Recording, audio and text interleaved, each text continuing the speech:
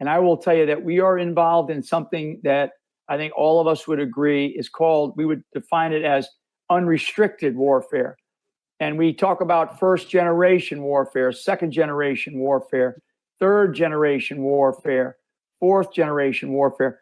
What does all that mean? That just means that in war, there are different ways that you can skin the cat, so to speak. And sometimes what I refer to as going to the gates, meaning big war, big forces on forces, like you would see in like a World War II type scenario. You have the types of guerrilla warfare that Joe talked about in his experiences in Vietnam, and I think Tom as well.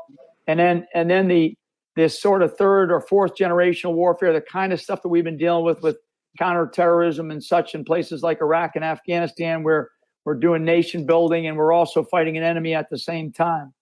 Now you take it to another level and you bring it to this, what I call unrestricted warfare, and frankly, what the Chinese call and what the Chinese have defined as unrestricted warfare. And the best war to get involved in is one that, no shots are fired and you win. And in this case, the Chinese unrestricted warfare, which they wrote about, they actually have a doctrinal manual that was created back in the 90s that actually lays out their doctrine for fighting this unrestricted warfare.